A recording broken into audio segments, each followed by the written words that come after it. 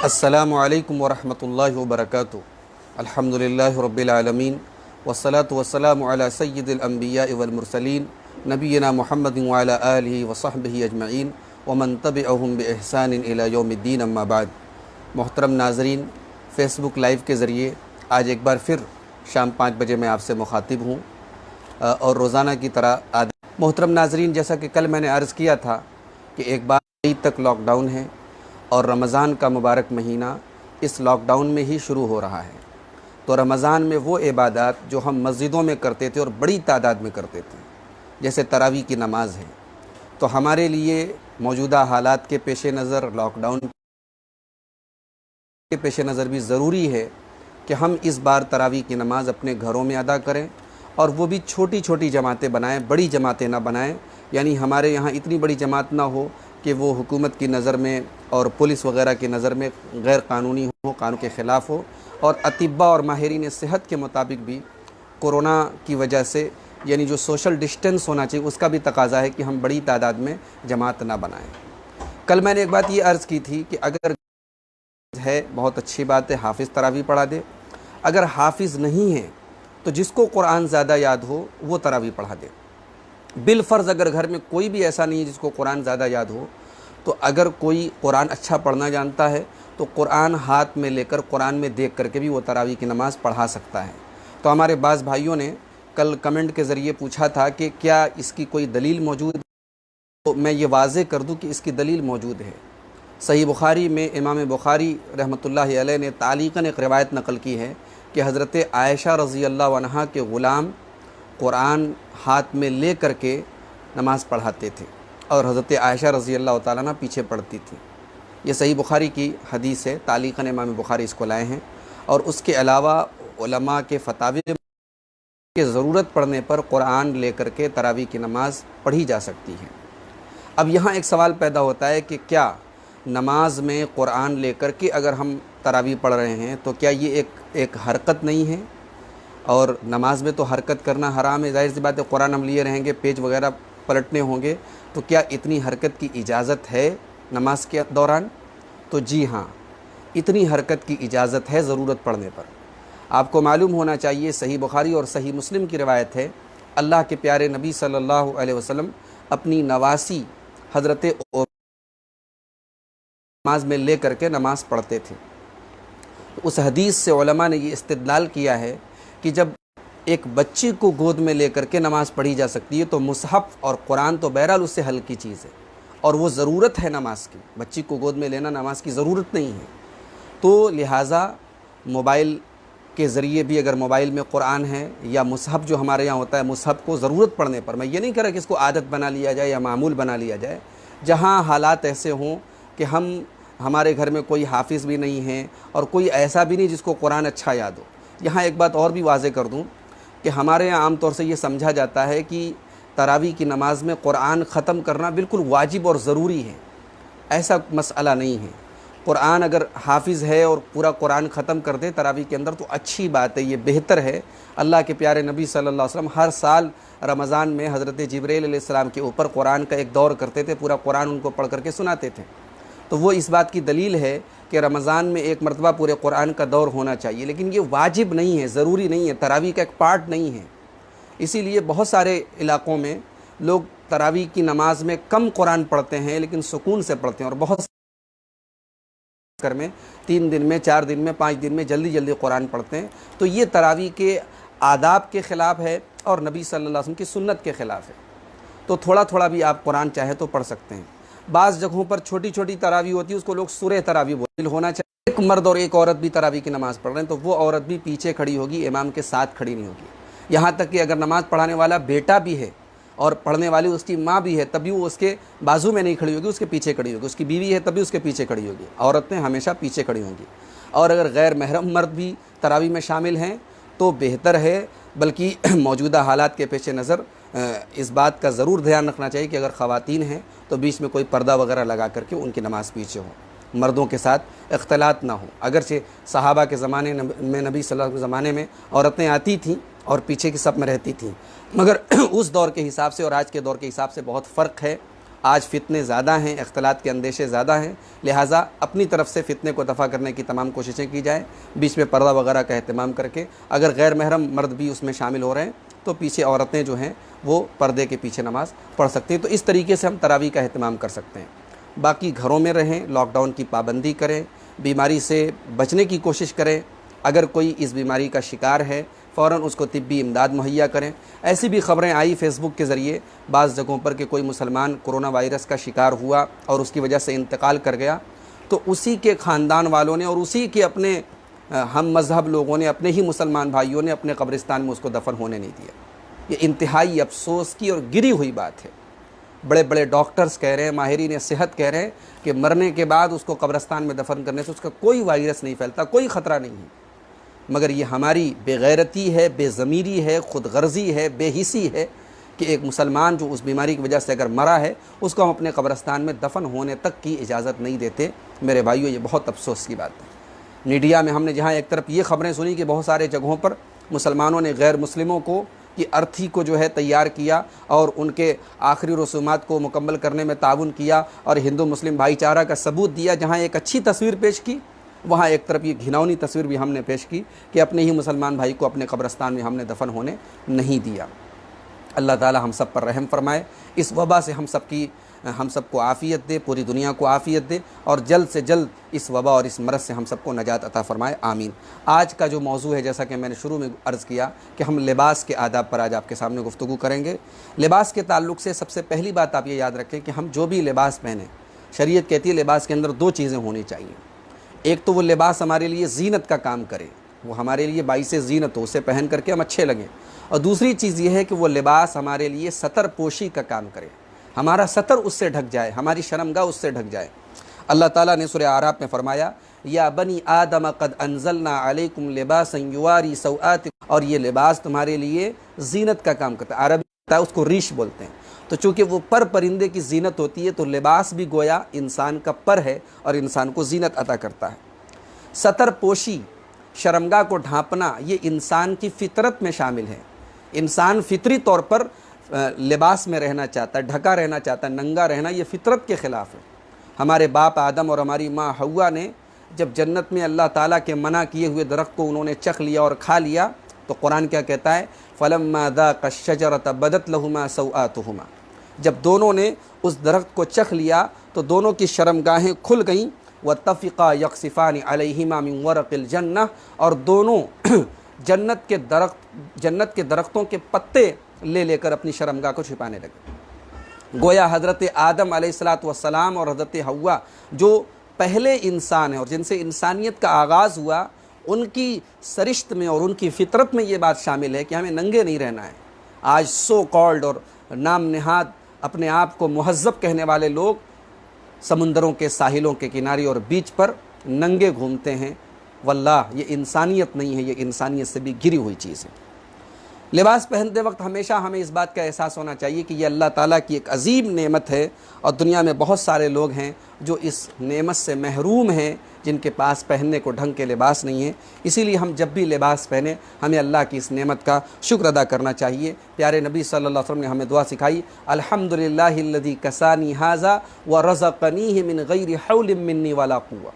یہ دعا پڑھیے جب بھی آپ کپڑا پہننے لگیں، یہ دعا پڑھیں کہ اے اللہ تمام تعریفیں تیرے لیے ہیں، تو نے یہ کپڑا ہمیں پہنایا اور ہمیں یہ عطا فرمایا، من غیر حول منی ولا قوہ، اس میں میرا کوئی زور نہیں تھا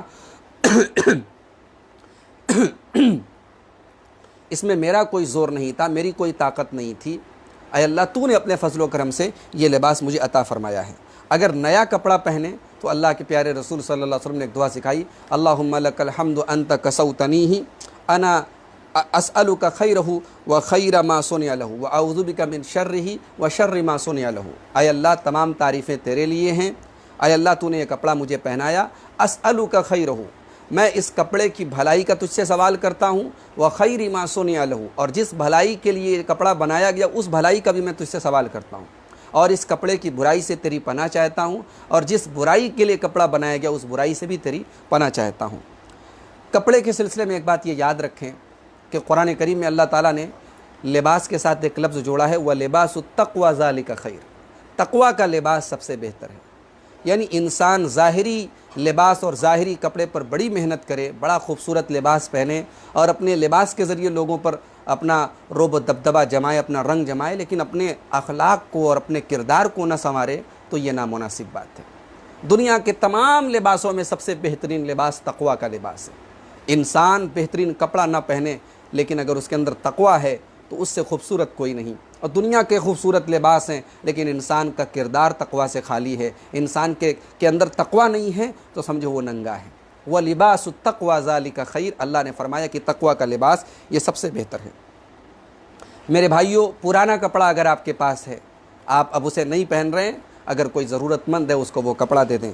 اللہ کے پیارے نبی صلی اللہ علیہ وسلم فرماتے ہیں، من لبس ثوبا جدیدا، جو نیا کپڑا پہنے اور پھر یہ دعا پڑھے، الحمدللہ الذی کسانی ما اواری بہ عورتی، تمام تعریفیں اس اللہ کے لیے ہیں جس نے مجھے یہ کپڑا دیا، ما اواری بہ عورتی، جس کے ذریعے میں اپنی شرمگاہ کو چھپاتا ہوں، واتجمل بہ فی حیاتی، اور اپنی زندگی میں اس کپڑے کے ذریعے اپنے آپ کو خوبصورت کرتا ہوں، ثم عمد الی الثوب الذی اخلق، پھر اپنے پرانے کپڑے کو فتصدق بہ، پرانا کپڑا لے جا کر کے صدقہ کر دے۔ اللہ کے نبی صلی اللہ علیہ وسلم فرماتے ہیں اگر یہ دعا پڑھ لے نیا کپڑا پہننے کے وقت اور پرانے کپڑے کو صدقہ کر دیں، کان فی کنف اللہ وفی حفظ اللہ وفی ستر اللہ حیا ومیتا، تو زندگی میں بھی اور مرنے کے بعد بھی اللہ تعالیٰ کی نگہبانی میں اور اللہ کی پناہ میں اور اللہ تعالیٰ کے عافیت میں وہ رہے گا وہ انسان۔ تو میرے بھائیوں، پرانا کپڑا کسی کو صدقہ کر دیں اور نئے کپڑا پہننے کے ٹائم یہ دعا پڑھیں۔ کپڑا جب بھی پہن رہے ہوں، چاہے آپ کرتا پہن رہے ہوں، پائجامہ پہن رہے ہو، داہنے طرف سے پہنیں۔ پہلے داہنی آستین میں کرتا ڈالیں، پہلے داہنے پیر میں پائجامہ ڈالیں۔ اللہ کے پیارے رسول صلی اللہ علیہ وسلم کی یہ سنت ہے۔ اما عائشہ فرماتی ہیں، کان النبی صلی اللہ علیہ وسلم یعجبہ التیمن فی طہورہ وترجلہ وتنعلہ، اللہ کے پیارے نبی صلی اللہ علیہ وسلم جب وضو کرتے تھے، جب کپڑا پہنتے تھے، جب جوتا پہنتے تھے، جب بالوں میں کنگھی کرتے تھے، تو داہنی طرف سے شروع کرنا یہ آپ کو محبوب تھا۔ سفید کپڑا پہننا پیارے رسول کی سنت ہے۔ ویسے تو آپ رنگین کپڑے بھی پہن سکتے ہیں، لیکن سفید کو ترجیح دیجیے۔ اللہ کے پیارے نبی صلی اللہ علیہ وسلم نے فرمایا، البسوا من ثیابکم البیاض، اپنے کپڑوں میں سفید کپڑا پہنو، فإنہا خیر ثیابکم، سفید کپڑا سب سے بہتر کپڑا ہے، وَكَفِّنُوا فِيهَا مَوْتَاكُمْ، اور سفید کپڑے میں ہی اپنے مردوں کو کفناؤ۔ زعفرانی رنگ کا کپڑا نہ پہنے، زعفرانی رنگ کا، بھگوا رنگ کا کپڑا پہننے سے، سیفران کلر کا کپڑا پہننے سے اللہ کے رسول صلی اللہ علیہ وسلم نے منع کیا ہے۔ حضرت عبداللہ بن عمرو بن عاص کہتے ہیں، رأى النبی صلی اللہ علیہ وسلم علی ثوبین معصفرین، اللہ کے نبی صلی اللہ علیہ وسلم نے مجھے زعفرانی جوڑے میں دیکھا، زعفرانی کلر کا جوڑا میں پہنے ہوئے تھا، فقال ان هذه من ثياب الكفار، آپ نے فرمایا یہ کفار کا کپڑا ہے، فلا تلبسها، تم یہ رنگ یہ کلر مت پہنو۔ محترم ناظرین، انسان کو اگر اللہ تعالیٰ نے نوازا ہے تو اسے کپڑا اچھا پہننا چاہیے۔ یہ کوئی تقویٰ نہیں ہے کہ اللہ نے ہمیں نوازا ہے اور ہم پھٹے پرانے پیون لگے کپڑے پہنیں، یہ کوئی تقویٰ نہیں اور یہ کوئی نیکی نہیں۔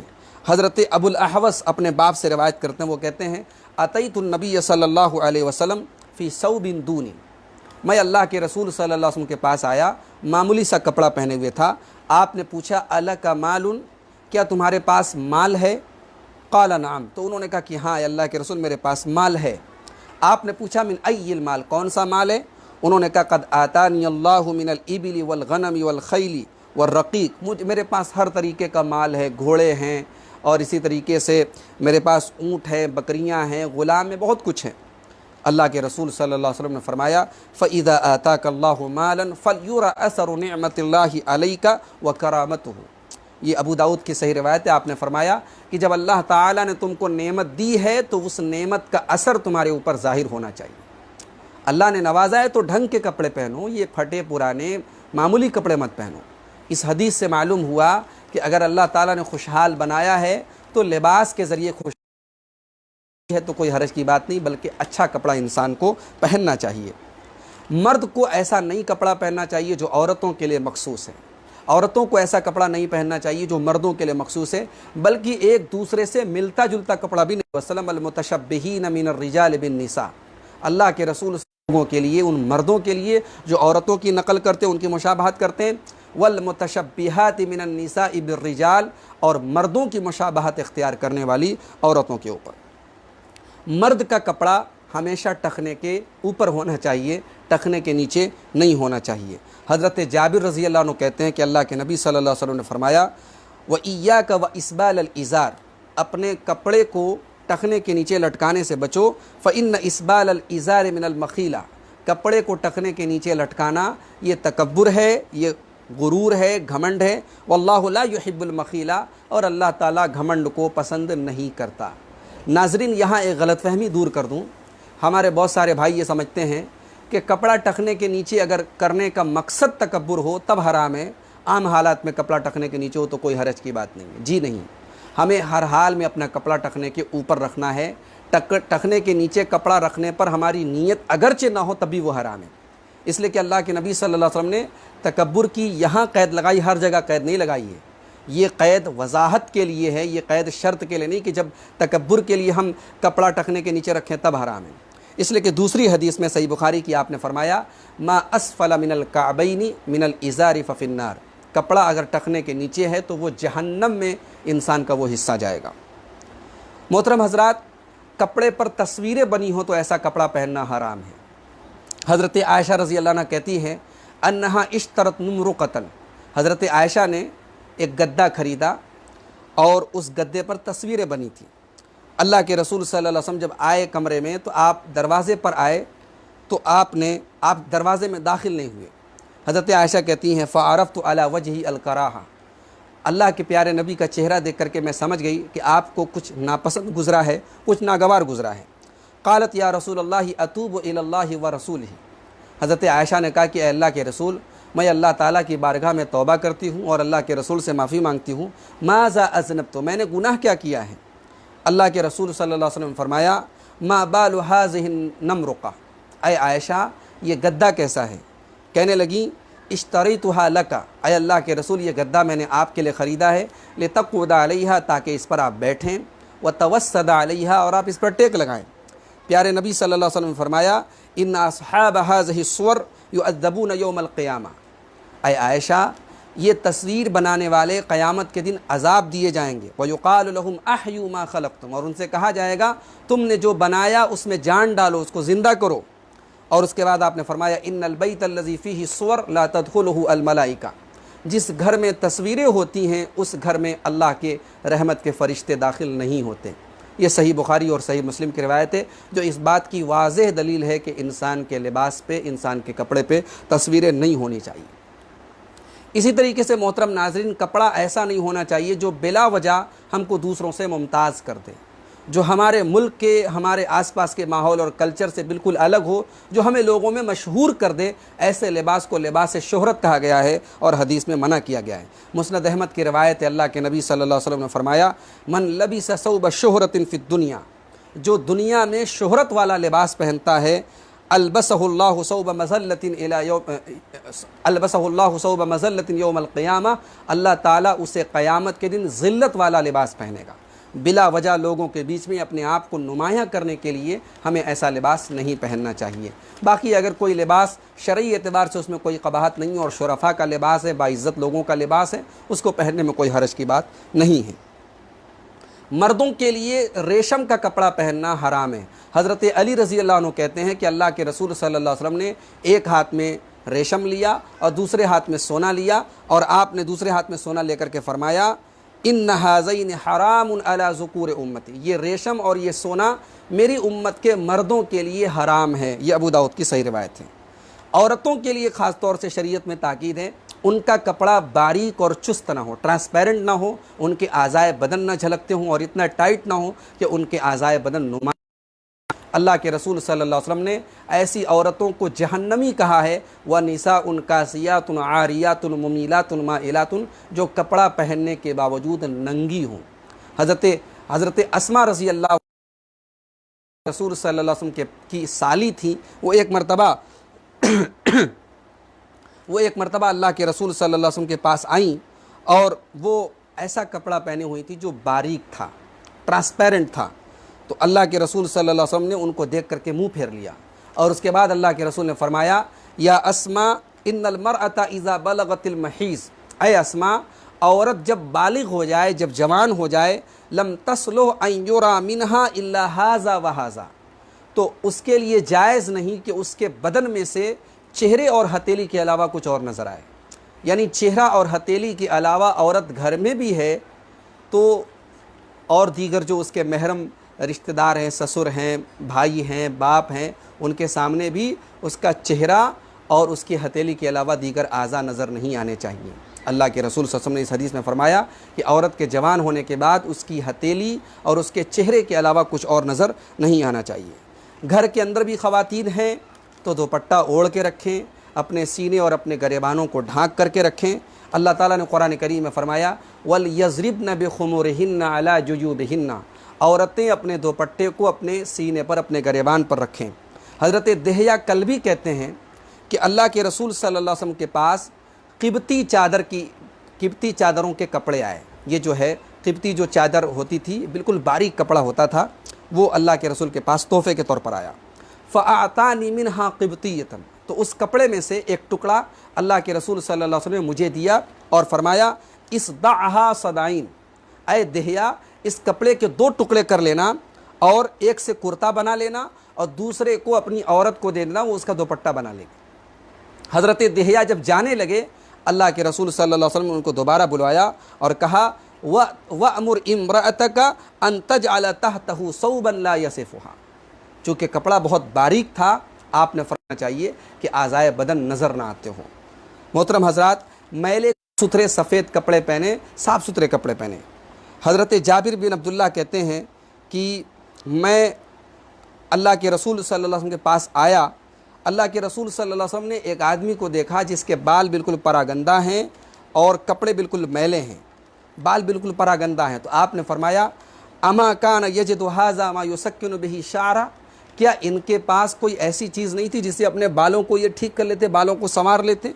ورأى رجلا آخر وعلیہ ثیاب وسخہ، دوسرے آدمی کو آپ نے دیکھا جو میلے کپڑے پہنے تھے. تو اللہ کے رسول نے فرمایا اما کان یجد ھذا ماء یغسل بہ صلہ، کیا ان کے پاس پانی نہیں تھا اپنے کپڑے کو دھل لیتے. تو معلوم ہوا کہ کپڑے اگر میلے ہو جائیں تو ان کو دھل کر کے صاف ستھرے کپڑے پہننا چاہیے. اللہ کے رسول صلی اللہ علیہ وسلم نے اس کو پسند نہیں فرمایا. ایک صحابی نے اللہ کے نبی سے فرمایا کہ اے اللہ کے نبی، مجھے یہ چیز ہوں اور میرے سر پہ، میرے بال پہ تیل لگا ہو اور میرے جوتے کے تسمے وغیرہ ٹھیک ہوں. تو اے اللہ کے نبی، کیا یہ ساری کی ساری چیزیں تکبر ہیں، گھمنڈ ہیں؟ اللہ کے پیارے نبی نے فرمایا اللہ ذاک الجمال، ذاک الجمال، کپڑے اگر صاف ہیں، بال اگر سنورے ہوئے ہیں اور جوتا وغیرہ ٹھیک ہے تو یہ خوبصورتی ہے، یہ جمال ہے، یہ زینت ہے، یہ کوئی تکبر نہیں ہے. ان اللہ جمیل یحب الجمال، اللہ تعالیٰ خود صاحب جمال ہے اور جمال کو پسند کرتا ہے. اللہ تعالیٰ انسان ڈھنگ کا بنا رہے، اچھے کپڑے پہنے رہے، اللہ تعالیٰ اس چیز کو پسند کرتا ہے. ولیکن الکبر من صفی الحق وازدر الناس، تکبر یہ ہے کہ آدمی حق بات کا انکار کرے، حق بات کا مذاق اڑائے اور لوگوں کو حقیر جانے، یہ تکبر ہے. اور ایک آخری چیز محترم ناظرین، کہ لباس کے تعلق سے ہم ایک بات یاد رکھیں کہ لباس ہمارا بہت تڑک بھڑک والا ہونا نہیں چاہیے. جیسے ہمارے نوجوانوں کے آج کل لباس آپ دیکھیے، جس کی پینٹ پہنے ہیں جگہ جگہ میں سادگی اختیار کرو، اپنے اختیار کرو. اللہ کے پیارے نبی صلی اللہ علیہ وسلم فرماتے ہیں، ترمذی کی صحیح روایت ہے، آپ نے فرمایا کم من اشعث اغبرا، اتنے لوگ ہیں کہ جن کے بال بالکل پراگندہ ہوتے ہیں، بال بالکل بکھرے ہوئے ہوتے ہیں، اغبرا، اور کپڑے میلے کچیلے ہوتے ہیں، ذی تمرین، اور ان کے پاس 2 پرانی چادریں اور 2 پرانے کپڑے ہوتے ہیں. لا یوبہ لہ، اور دنیا میں جب نکلتے ہیں، گھروں سے نکلتے ہیں، کوئی توجہ نہیں دیتا، لیکن اللہ کے نظر میں وہ اتنے نیک ہوتے ہیں. سمع علی اللہ لابرہ، اگر وہ اللہ کے بارے میں قسم کھا کے کوئی بات کہہ دیں تو اللہ ان کی قسم کو بیکار نہیں ہونے دیتا، اللہ ان کی قسم کو پورا کرتا ہے، اللہ ان کی بات کو پورا کرتا ہے. یعنی اتنے صاحب ایمان اور اتنے صاحب تقوی ہوتے ہیں کہ اگر اللہ کی قسم کھا کے کوئی بات کہہ دے تو اللہ اس بات کو ضرور پورا فرماتا ہے. جبکہ کپڑے اس لائق نہیں ہیں، ان کی جسمانی ساخت اور ان کے ظاہری بناوٹ اس لائق نہیں ہے کہ دنیا ان کی طرف توجہ دے. محترم ناظرین، یہ حدیث ہمیں بتا رہی ہے کہ ہم لباس سے زیادہ اپنے باطن پر توجہ دیں، اپنے کیریکٹر پر توجہ دیں، لباس میں سادگی اختیار کریں. سادہ لباس ہو اور عمل اور ایمان مضبوط ہو تو اللہ تعالی ہماری قسموں کی بھی لاج رکھے گا. آج آپ دیکھیں امت کے لیے کیسا نازک وقت ہے، پوری دنیا کے لیے کیسا نازک وقت ہے. کاش آج ایسے لوگ ہوتے جن کی طرف اس حدیث میں اشارہ کیا گیا۔ اللہ کے نبی نے فرمایا منہم البراء ابن مالک، میں نے جن لوگوں کا ذکر کیا ہے کہ کپڑے میلے کچیلے ہونے کے باوجود اگر وہ اللہ کے بارے میں قسم کھا لے تو اللہ ضرور پورا کرے گا، انہی لوگوں میں سے براء ابن مالک رضی اللہ تعالیٰ عنہ ہیں۔ تو یہ چند باتیں تھیں لباس کے آداب کے تعلق سے۔ میں امید کرتا ہوں کہ انشاءاللہ ہم ان باتوں پر عمل کرنے کی کوشش کریں گے۔ رب العالمین سے دعا ہے الہ العالمین ہمیں لباس میں سنت رسول پر عمل کرنے کی توفیق عطا فرما، ہمیں بھی، ہمارے بچوں کو بھی، ہماری خواتین کو بھی لباس میں شرعی اصولوں کی پابندی کرنے کی توفیق عطا فرما، ہمیں فضول خرچی اور اسراف سے بھی بچا، ہمیں بخل اور کنجوسی سے بھی بچا۔ رب العالمین اس وبا کی وجہ سے ہمارے گھروں میں جو مصیبتیں آئی ہیں، جو معاشی نقصانات ہیں، اے اللہ ان نقصانات کی تو کوئی تلافی کی صورت پیدا فرما، ہمارے رزق میں برکت عطا فرما، ہمارے گھروں میں برکت عطا فرما، اور جب تک ہم دنیا میں زندہ رہیں اسلام پر زندہ رہیں اور خاتمہ ہم سب کا ایمان پر ہو۔